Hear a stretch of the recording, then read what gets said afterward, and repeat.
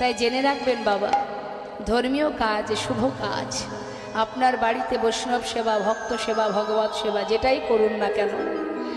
ভিতরে যদি কখনো হিংসা কালিমা থেকে থাকে কারুর প্রতি, আপনার বাড়িতে হরিবাসর হচ্ছে, কোনো ব্যক্তির সঙ্গে আপনার বিবাদ দ্বন্দ্ব আছে, তাকে বাদ দিয়ে আপনি বাড়িতে অনুষ্ঠান করছেন, জেনে রাখবেন আপনার সেই অনুষ্ঠানই কিন্তু ব্যর্থ হবে, বিনিময়ে কোনো ফল, কোনো কৃপা প্রভুর কাছ থেকে পাবেন না। কারণ আপনার ভিতরে যে হিংসা আছে, যে ক্রোধ আছে,